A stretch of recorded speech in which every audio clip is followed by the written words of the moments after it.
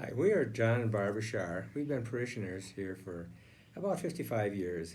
When you asked us to ask people to gather memorabilia for the parish, we got to thinking about all the years we've been here and what's been happening and what we've done. Brought back a lot of memories. We joined Sacred Heart as a young couple. We had one baby. 3 years later, we had three girls. About a year after I came here, year and a half, one of the pillars of our parish, Vince Michi, asked me to be an usher at the 9 o'clock Mass. And in those days, that meant every day 9 o'clock Mass. There was no scheduling going on. You had to get a sub. And it was a wonderful ministry because I got to meet all the parishioners, which I hadn't known before, and got to put in my memory a lot of the people that are gone now that I've worked with. That first group was myself. It was Vince Michi, myself, Bob Foy, Art Hilmer, Al Daz, and a lot of others. But it was really a great experience. And when we joined Sacred Heart, Father John Gibbons was the pastor. And a few years later, we had three daughters. It was around that time too, or maybe a few years later, that I was also invited by a parishioner named Teresa Carter to become a proclaimer. And I also continued in that ministry for well over 40 years and always felt it was a privilege. It's truly a privilege to be a proclaimer at Mass. When our children were school age, I volunteered to teach Sunday morning religious ed, now called faith formation, I think. Sister Joan Van Hee was the director of religious education at the time. Finances were tough, she said. Programming was tough.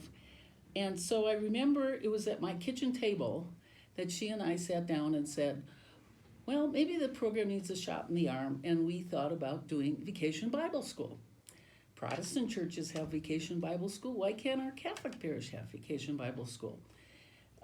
She gathered the material and some more volunteers, and for about 3-4 summers, 1 week out of the year, we did Vacation Bible School. It was a fun experience for the kids. We had Bible stories, we had singing, and Mass at the end of the week.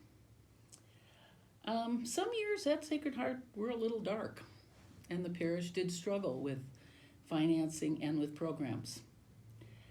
But in 1984, the light came back on when Father Clem, Father Ron, and the Holy Cross Fathers arrived. And with their arrival, outreach programs came. And I think it was like a renewal, and many people now started to volunteer for things.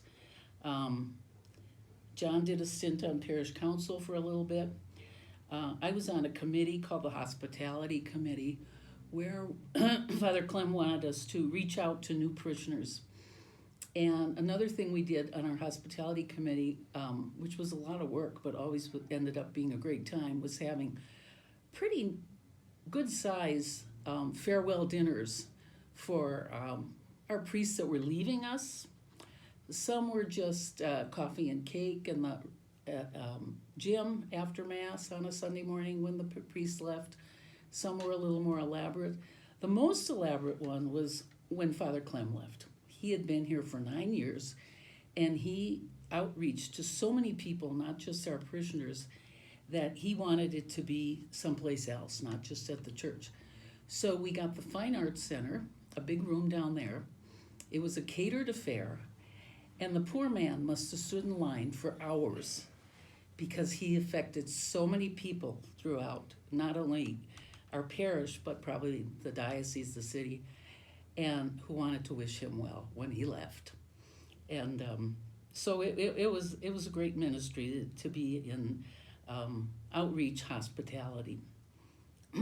So this reminded me, though, of the many people that we worked with. I fondly remember Dorothy Vidmar, Loretta Crowell, Mary and Lyle Smith, Jim and Bonnie Keeley, Bob and Sheila Strouch, Carol Peterson, Al Aldez, who John ushered with for many years, wonderful man, Ed and Jan Skoken. They were big helpers for the parish Pickners, and countless other people we probably don't remember real well.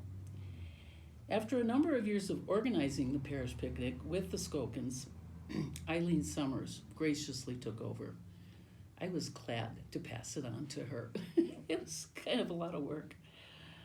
It was also Eileen Summers and Therese Bonfiglio who brought IHN, which is the Interfaith Hospitality Network, to the parish, and it took place in the old rectory.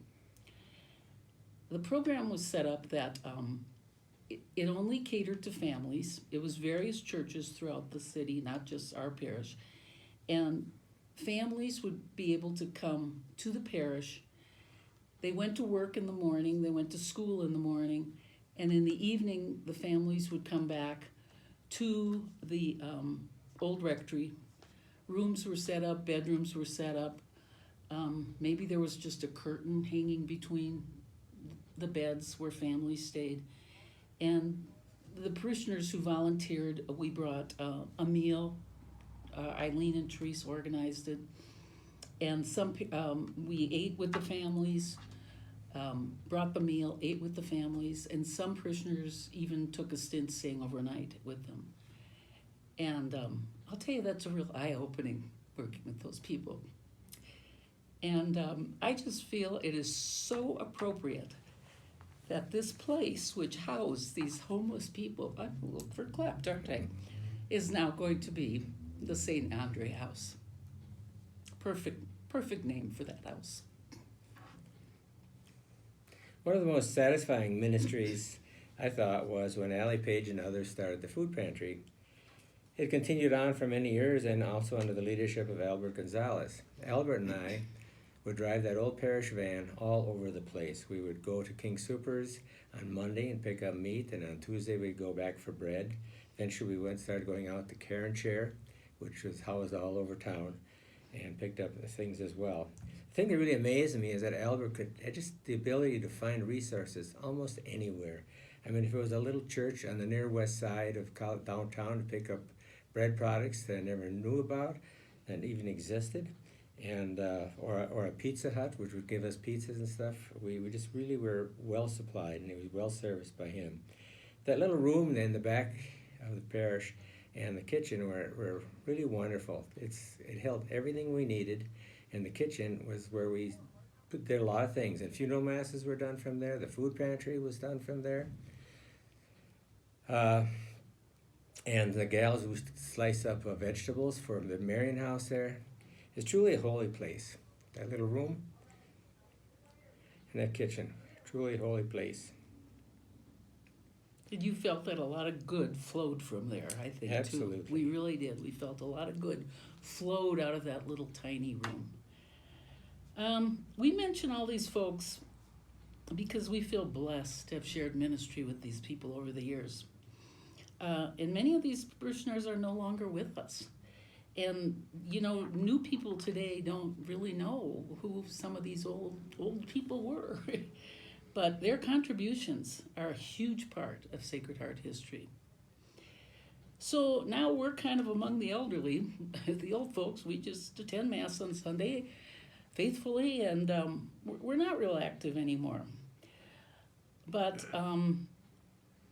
this parish is truly our home after 55 years. We're probably going to be buried from here.